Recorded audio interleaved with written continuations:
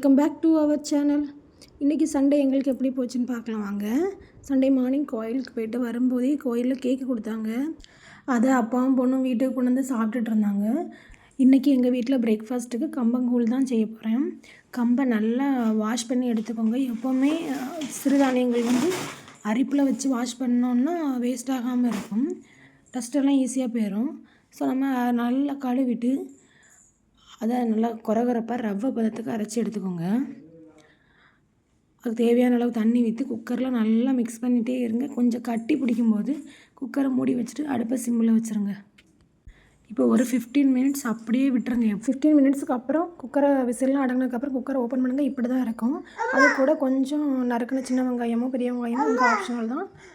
ஒரு 2 பச்சை மிளகாய், தயிர், கொஞ்சம் உப்பு போட்டு தேவையான அளவு தண்ணி. இப்போ எங்கள் வீட்டில் இது ஃபுல்லாக போட்டால் கரெக்டாக இருக்கும். எல்லாத்துக்கும் ஒவ்வொரு கிளாஸ் குடிக்க.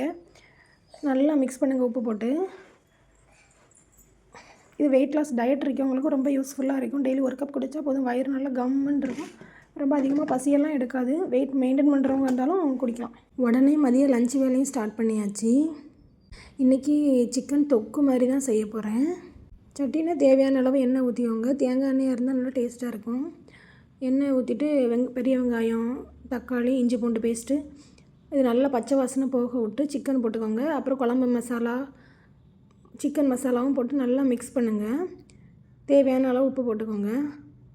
இப்போ ஒரு மூடி வச்சு க்ளோஸ் பண்ணிடுங்க. ஒரு 10 நிமிஷம் அப்படியே இருக்கட்டும். சிக்கன்லேயே தண்ணி விடும். நம்ம தண்ணி எதுவுமே ஊற்ற தேவையில்லை. அப்போ கிளறி மட்டும் விட்டுக்கோங்க.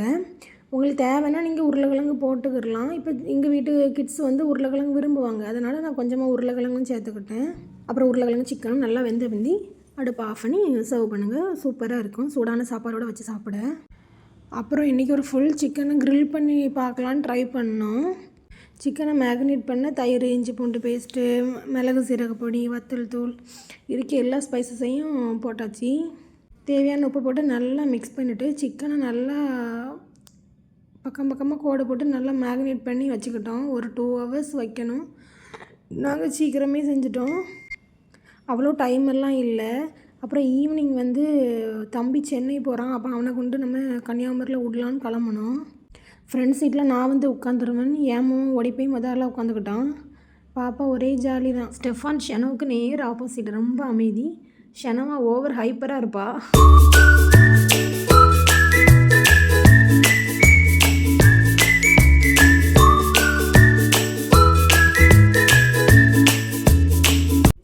ஒரு வழியாக ஸ்டேஷன் வந்து டிக்கெட்லாம் வாங்கிட்டோம்.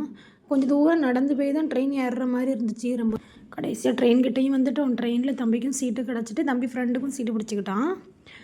ஷேனோ ட்ரெயினில் ஏறிட்டு வரவே மாட்டேன்னு. அவன் இது வரைக்கும் ட்ரெயின் இப்போ தான் ஃபஸ்ட் டைம் பார்க்குறான். பாப்பா மாமாவை வான்னு கூப்பிட்டுட்டே இருந்தா. வெளியே இருந்து பார்க்கவே ஒரு மாதிரி இருந்துச்சு.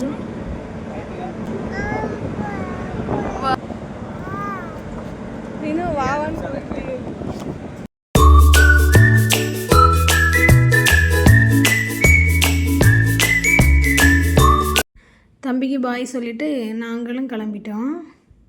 ட்ரெயின் போனதுக்கப்புறம் பார்த்தா ஸ்டேஷனில் யாருமே இல்லை.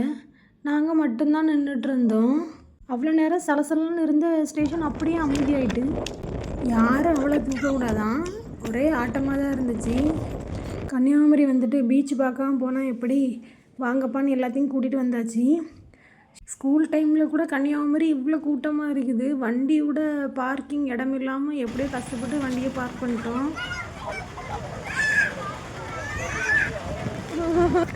இப்போ புதுசாக கிட்ஸ் விளையாடுறதுக்குன்னு இது ஆரம்பிச்சிருக்காங்க போல். முன்னாடி வரும்போது இது இல்லை. இப்போ தான் இது இருந்த மாதிரி இருந்துச்சு. அழகாக இருந்துச்சு. உள்ளே என்ட்ரன்ஸ்லேயே ஒரு யானை பொம்மை மாதிரி வச்சுருந்து காதை ஆட்டிகிட்டு இருந்துச்சு. ஷனமாக அழ ஆரம்பிச்சிட்டா ஓடிட்டோம் எல்லோரும். ஸ்டெஃபானும் ஷனமும் ஒவ்வொரு கேமாக விளையாட ஆரம்பிச்சிட்டாங்க.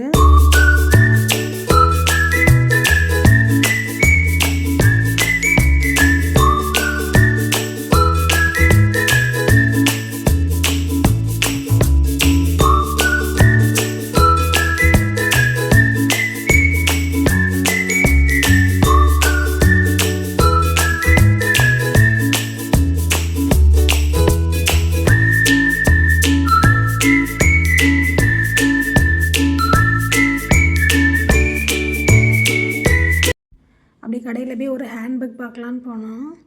இந்த ஹேண்ட்பேக் பிடிச்சிருந்துச்சு, நான் எடுத்துக்கிட்டேன். ரெண்டாக உடச்சி உள்ள வெள்ளை கலரில் பருப்பு இருக்கலாம், அதை எண்ணெயோட மிக்ஸ் பண்ணி காலைல போடணும். இது என்ன கொட்டைன்னு உங்களுக்கு தெரிஞ்சால் கமெண்ட் பண்ணுங்கள்.